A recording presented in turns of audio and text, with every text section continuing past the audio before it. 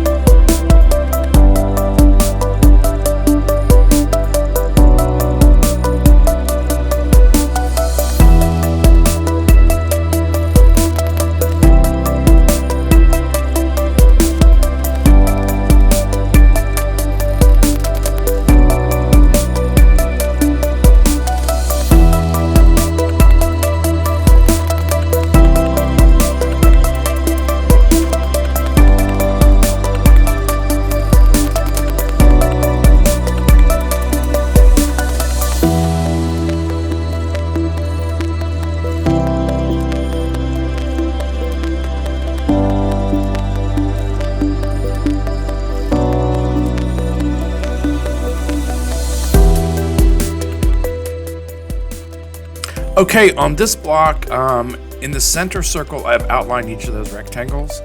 And on the outside of the circle and up into the sashing, I'm doing just kind of a combination fill. I'm doing swirls, some circles, some paisleys, and then just doing some echoing. So really just kind of free-form filling that area. Here we go.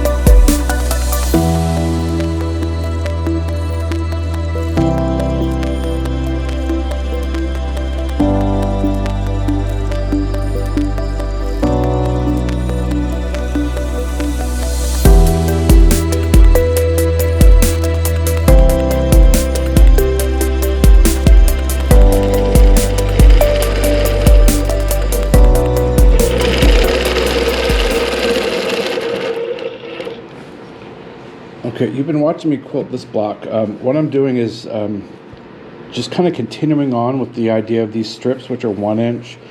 So I've taken the block and basically divided it into 4 triangles that meet in the middle.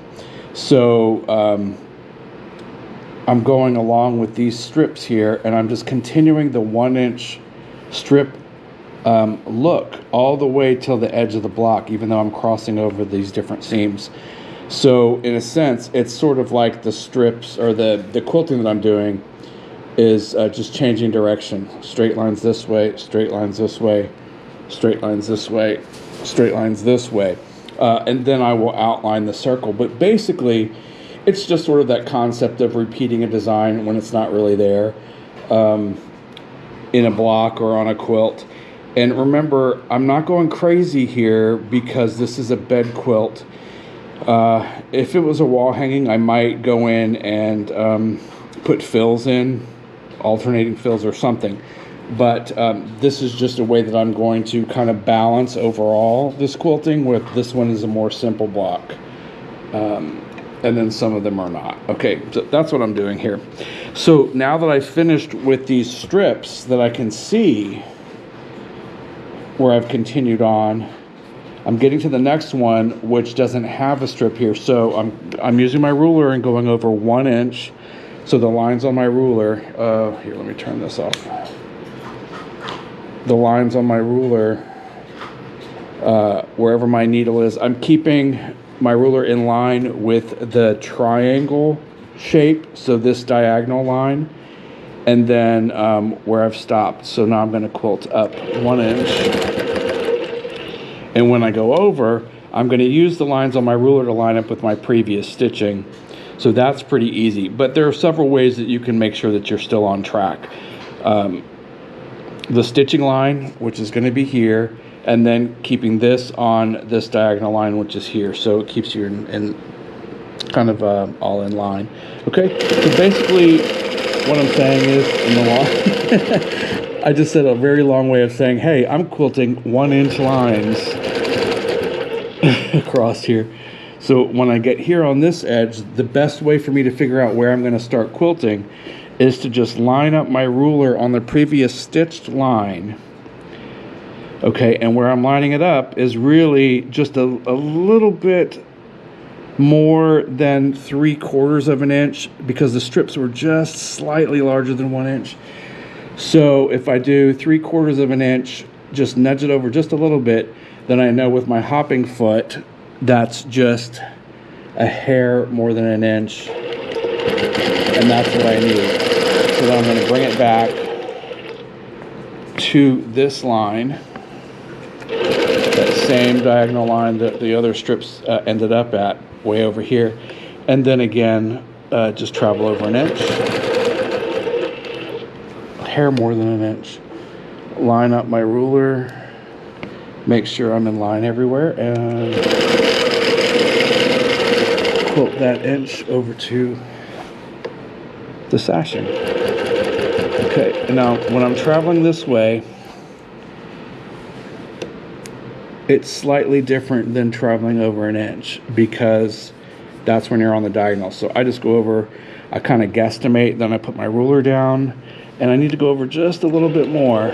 What I want to do is, when I put my ruler and use this line as a reference, and I could also use the sashing as a reference with one of these lines, I want to make sure that I have at least that 3/4 and a little bit more inch mark there, and that's good. It doesn't have to be absolutely perfect. This is where we do go over 1 inch plus a hair.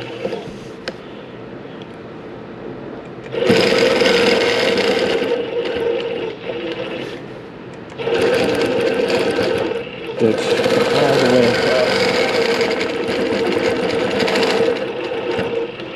to the seam.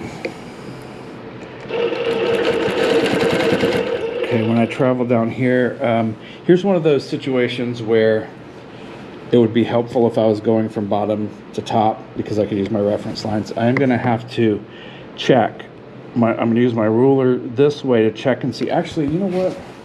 Let me bring in the slotted ruler.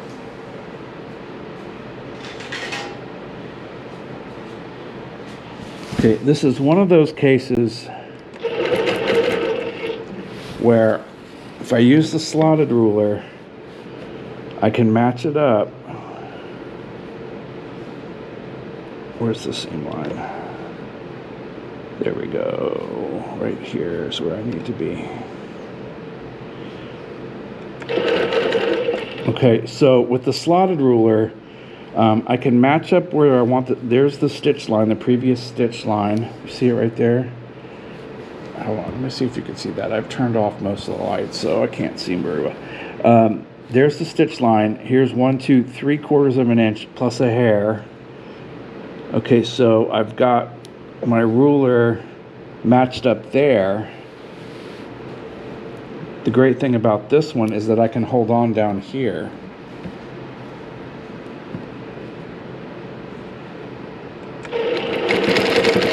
And I'm using that inside cutout, and I am just making sure that I'm pressing up towards that part of the ruler. Okay, that's kind of another use of this ruler. Okay, travel down an inch.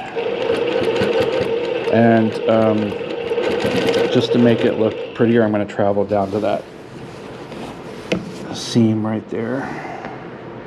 Okay, so I could do it that way, where I have gotten my line and then I'm going to switch my hand and do this weird funky hand thing. I can do it this way if I want, or I could bring in the slotted 9 and do it the way I did just a second ago, but I'll go ahead and do it this way.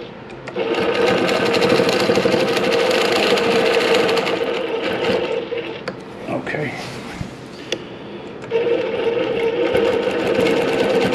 Travel down. This time let's bring in the slotted ruler.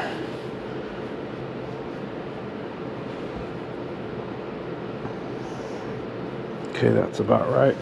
Okay, so I'm going to hold on down here and over here.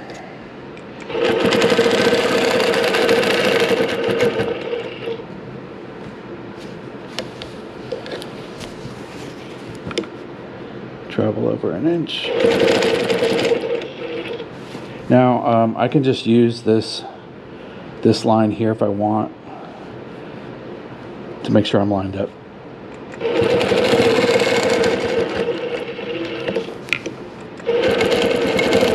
I'm going to do one more. That'll be fine.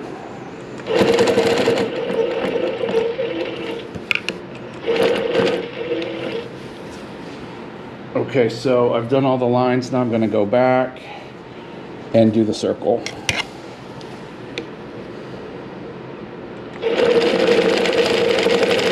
Just backtracking.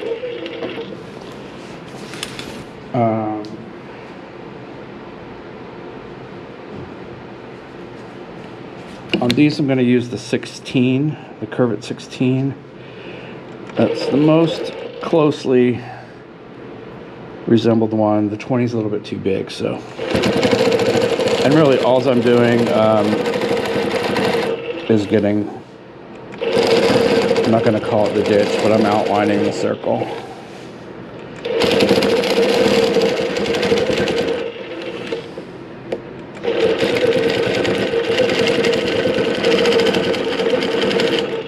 Once I get up to here, I'm going to switch and use the outside of the circle, the same curve, and that curve outside of the curved ruler.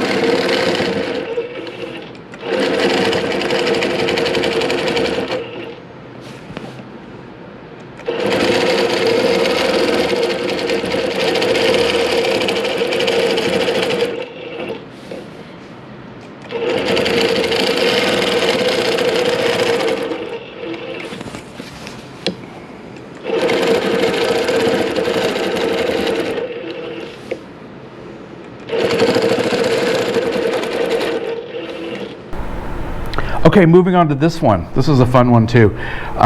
Straight lines, and I'll do continuous curve. It'll be simple, but it'll be effective and it'll look great. Here we go. I can't get the whole thing in my throat space, so I'm going to start here.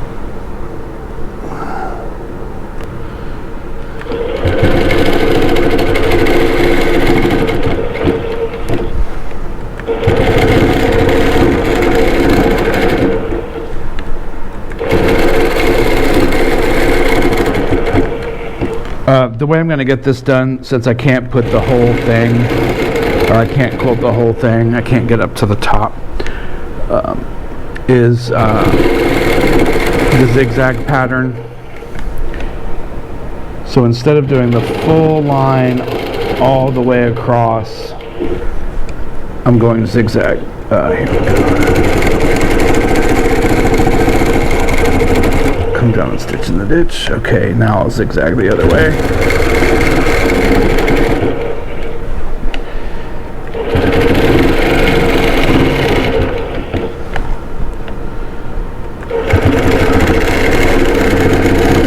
Once I get all the straight lines done, then I'll come back and do the continuous curve.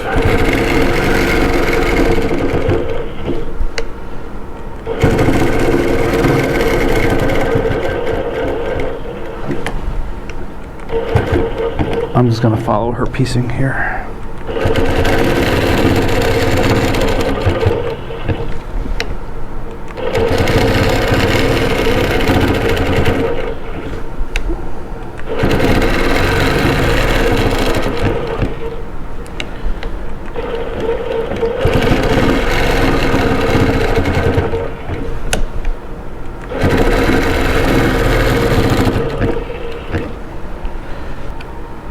The curve at 6 to do these. Basically, I'll show you when I get to a spot that's not cut off like this, but I'm basically going to use these 4-inch lines. And let's look at this block actually. What size is it?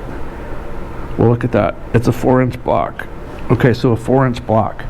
A 6 is perfect for that, and you can tell on the markings here, if you can see them, there's 0, 2, and then 4s,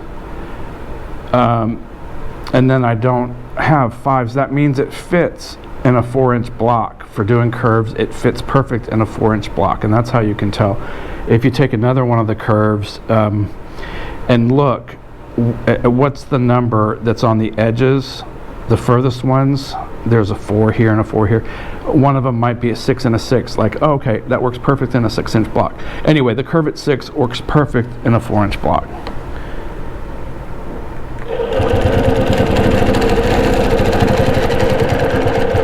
So when I'm doing this curve, basically I'm looking for the needle to drop down in this corner and this corner. And you may have to adjust a little bit, but there it is. For this, I'm going to go ahead and just do this in the same diagonal lines that I did before. I'll come back and fill in the ones that I miss. But that means where I just did the straight lines, now I'm just going through and doing the curve.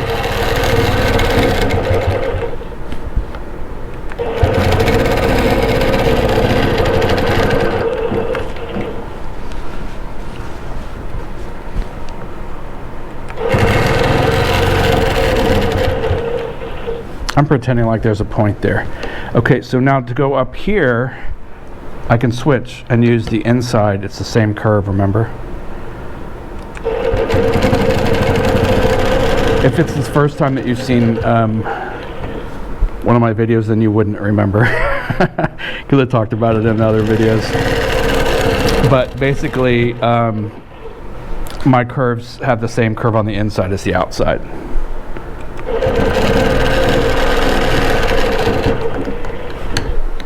So you can switch back and forth depending on what feels most comfortable at the time.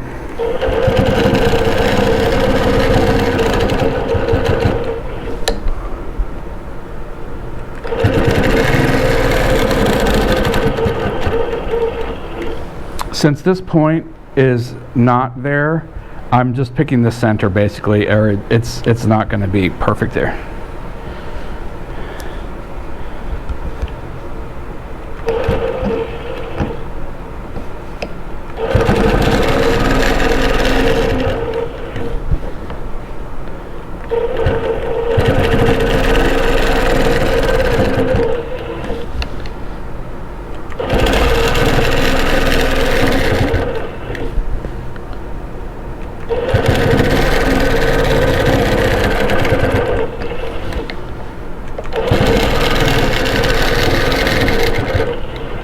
Okay, let's take a look at this one. I'm going to do all of these circles. So there's 1, 2, 3, 3 rings basically, and I'll outline each ring, and then I'll put a different easy fill in each 3, something not too dense. And then in the corners, I will put something a little bit more dense to kind of push that down and bring the rings up. All right, so what I'm going to use for these is the 6, the 12, let's see, the 6, the 12, and then I'm going to use the 16 on the last one.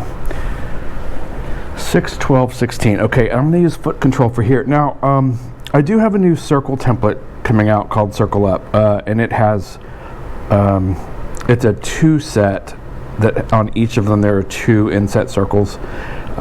So be looking for that. But for now, you can just do this slow with foot control, or if you have another circle template, whatever you want.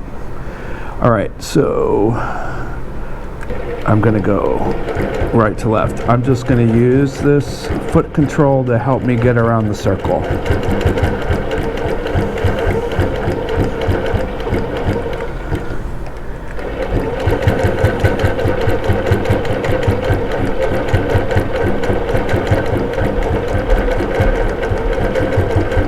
The indentation just helps me glide. That wasn't such a great glide. Okay, so you get to see me pull out stitches. Sometimes when I'm filming, I'm not at the angle that I would normally be at. That's going to be my excuse for today. Oh, goodness.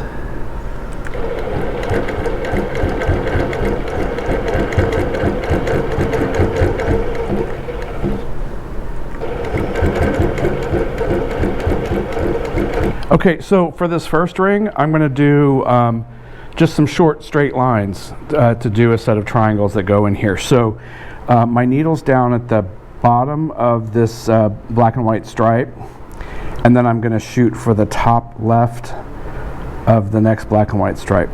Bottom left, top left, and I'm just going to go around that way. So I'll use, just going to use Stitch Everything Mini because it's got a nice short span right there. So I'm at the bottom left. I'm going to hit for up top. So if I wanted to, I could use needle stop and just aim. If I put my edge right here, a 1/4 inch away, then I know that is going to hit right there. Here we go. Wait, let's go down to, there we go.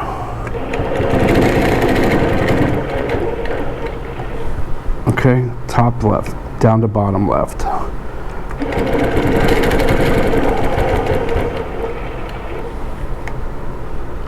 Over to top left. Down to bottom left.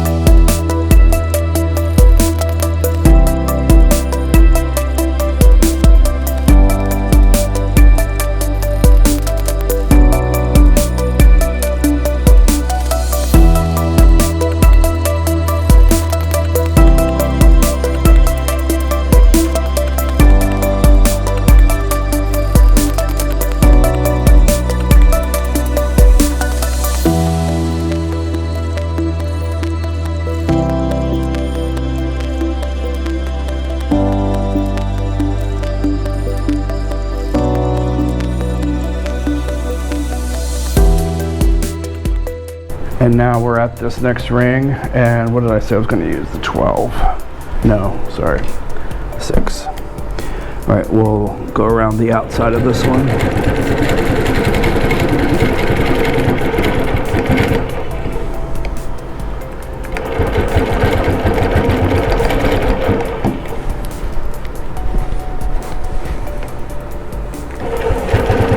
Seams are a little bulky here. Remember, these are hand pieced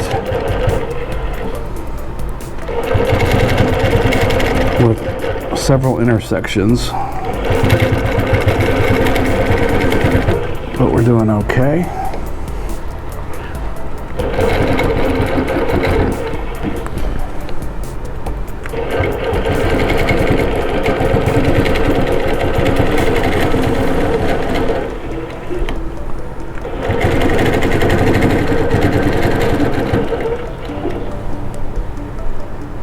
Okay, and this sets myself up for the next ring of fills.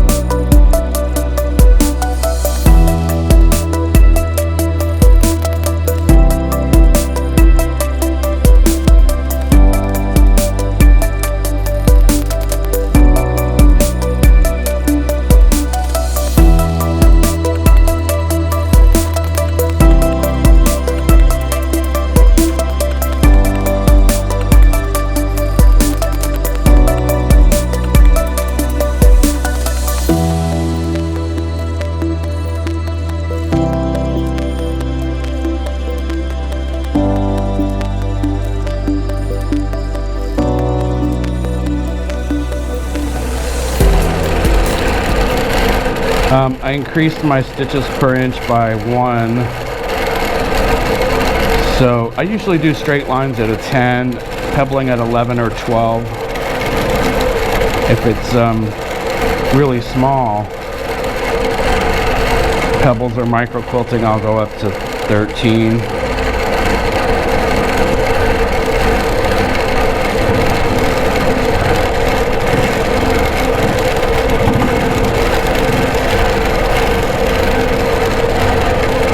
Remember, mine are organic. I'm not looking for complete consistency. Just trying to fill this space with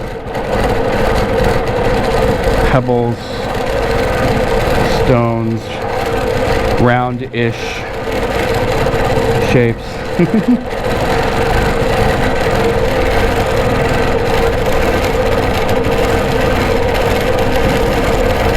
If you've seen some other videos where I'm pebbling, sometimes I go into manual mode instead of regulated. It really does have a really nice smoothness and feel when you do that. I think when we get to the other side, I will switch over and do just a little bit in manual for you.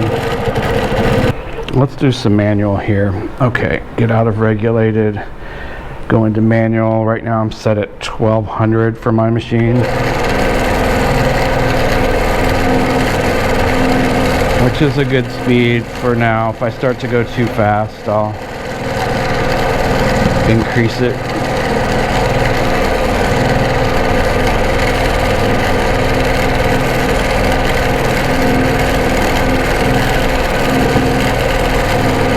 Yeah, it just glides better.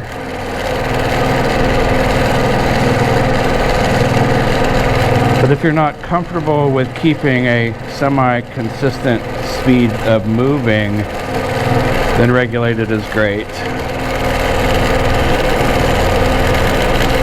It's nice to have a little change of pace though and do it this way. Okay, on this block I'm going to outline all the shapes, and then in the white and black background I will do back and forth lines and just allow all of the color pieces to kind of pop and lift up, which would be great. All right, as soon as I take out the basting stitches, I'll get started on that, and here we go.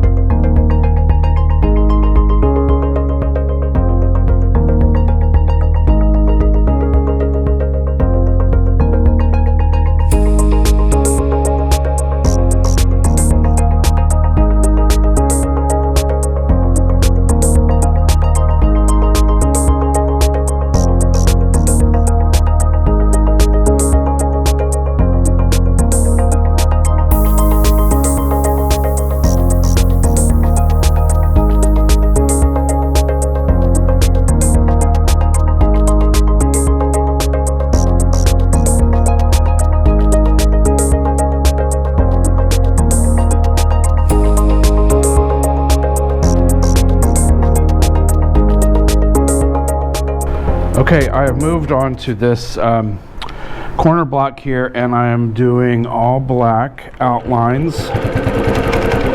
And you know, black doesn't look great usually on light colored thread, but light colored fabric, but sometimes it has to happen.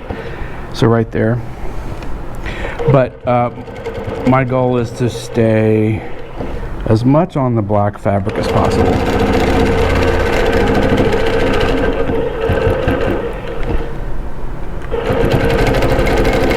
Just straight lines.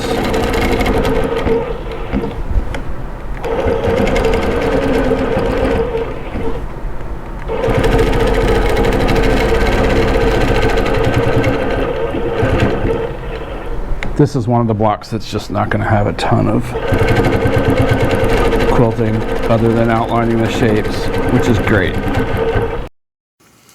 Okay, on this block, I lost the original audio portion of the footage. Well, I didn't lose it, but it didn't come out very good. So I'm going to voice over. Here I go. So I am outlining the diamond shapes using the straight 12. And the idea is that I'm going to just create texture with this block. So doing that first outlining, and then I will end up coming through and stitching through the middle. Sorry, I'm picking up my dog. There you go, baby. Stitching through the middle of those blocks here. And then I will outline the circle. I'll stop here, then do the circle. I'm just using the end of the Ditch Everything Mini. It's not the correct circle, but it's close enough to pivot around and use it. So I go through the center of the circle first with the straight line, then do the outside of the circle, and then I'm using the indentation on the Ditch Everything Mini just to get through that last quarter part of the circle. Just makes it easier for me. Then travel over and do the same thing on this next one. So again, go all the way through and then get the circle. Wow, I really quilted slow. But that's good. I really love the way this block turned out. It's one of the most interesting for texture, and it's just so simple. But the fabric's fantastic, and it just looked really great when this one was done. Okay, so again, I switched around. I'm using indentation right there and finishing the stitch out. Okay, so I also promised you that I'd show you a little bit of the computerized blocks. Here's one of the blocks that I did with the computer design, another light block. The next one that you'll see has a little bit more of a dense fill on the computer. So I'll play a little music now so you can just watch this. It's not too long.